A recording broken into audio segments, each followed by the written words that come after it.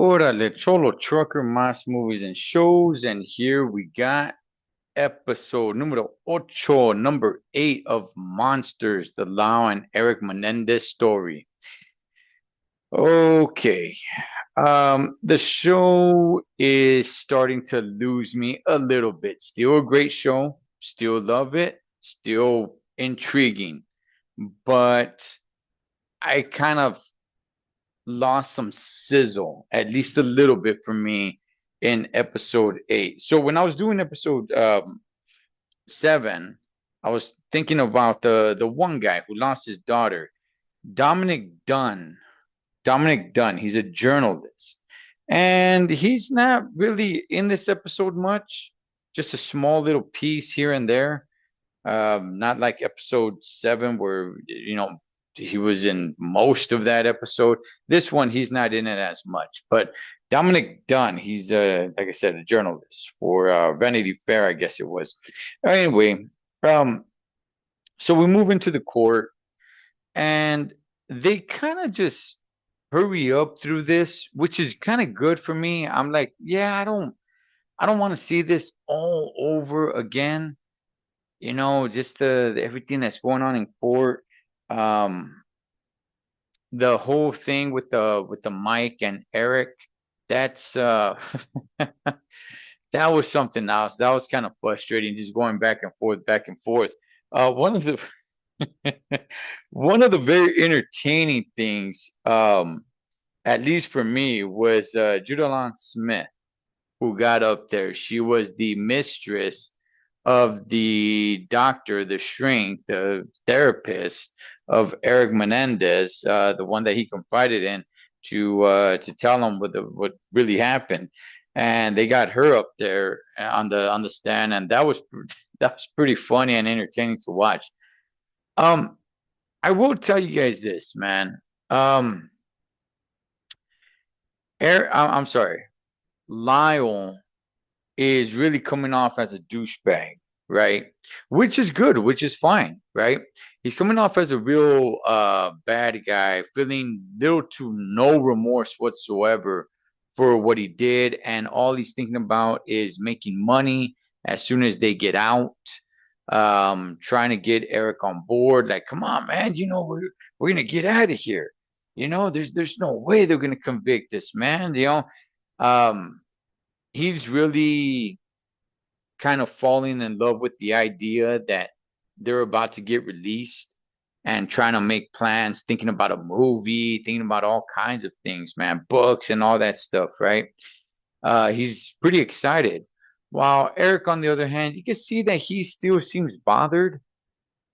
He's still kind of like, ah, man, damn. In the midst of all this, and I didn't even really pay attention to all this, but this was happening in 1994, the same year of the Northridge earthquakes. I remember that earthquake. I don't remember as many aftershocks as they were showing on the show, but yeah, I definitely remember that earthquake. And well, yeah, they were incarcerated. They were in the men's central jail. They were in LA County Jail, man, during that earthquake. And this show or this episode shows that, and the aftermath and all that good stuff that came along with it. Um, it wasn't the best. This was probably, in my opinion, while I still enjoyed the episode, in my opinion, episode 8 is probably my least favorite. Okay, now I still got episode 9 to go through with the final one, but at least in my opinion, episode 8 still good, yet probably my least favorite of them all. I will say the what I really enjoyed, and by the way, we haven't seen Jose and Kitty anymore. Like, that's it. We haven't seen them anymore. And shoot, I forgot. I forgot what was the last episode I saw them in. But I will say what I did like of this episode, right? If there's one piece that I thought was a pretty damn good masterpiece, if I had to pick out one masterpiece of episode 8, it was definitely after Eric got off of the stand, Lyle was pretty pissed off at him because he was like, you got to go up there and you got to convince them. You got to convince them, man. And he got a couple of things wrong with where did they buy the guns and things of that nature. So on the way back to jail, they're in the bus, and it's basically just both of them, right? The bus is empty except for the driver, probably another guard, but they're having this discussion, right, where Lyle is pretty pissed off at him. I thought that was probably the best scene of this episode, and probably, it's definitely a great scene just in the show, period.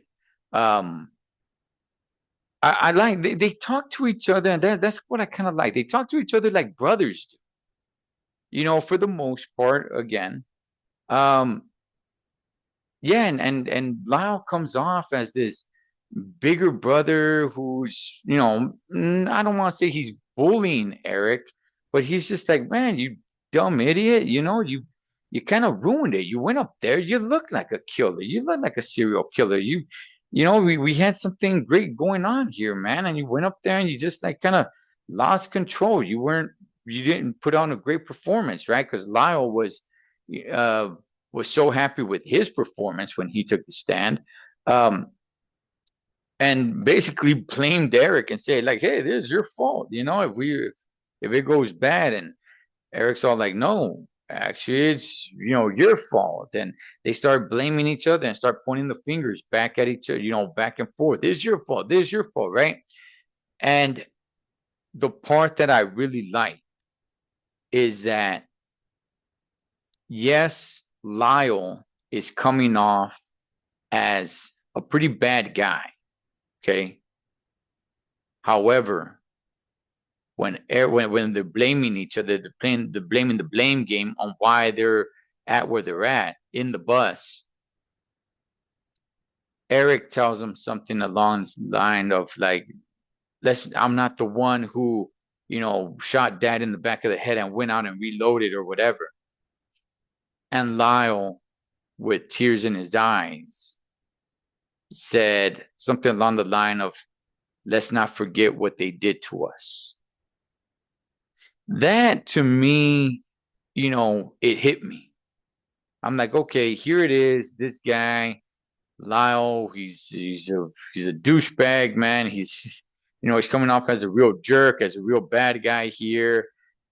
Part of me is starting to, for him. Part of me is wanting for him to get convicted. Of course, it's a show. I know already what happens, but at the same time, just that little piece right there, I'm like, okay, all right, yeah, yeah. It doesn't change what happened with the family. So, episode 8, they come back. It's a hung jury. We know that already, and now they're having problems with having to go back to trial again. Um, Lyle pretty much loses his attorney. She brings up the fact that his so-called girlfriend has been recording his phone calls, and now she's gonna be putting it out there. So he knows he's screwed. And Eric has just kind of lost hope. They realize that they're not the lovable brothers anymore. They're actually receiving more hate mail now, where they were receiving love and support mail. They're receiving hate mail now. And O.J. Simpson, that's around the time, well, 1994, that's the time that he had that slow pursuit in the white Bronco, and he's housed next to Eric Menendez, and that is where episode 8 ends. Um, let's go ahead and let's finish it off, man. Let's finish this off. One more episode to go. So let me check it out, and I'll be back with episode 9. But this was a recap of probably my least favorite episode so far, but still good, still good. And we've gone away from Jose and Kitty Menendez, and it was more entertaining when it was about the family. So, but anyway, that is episode 8 of Monsters, the Eric and Lau Menendez story. Cholo Trucker, Mas Movies and Shows. Catch you guys on the next one.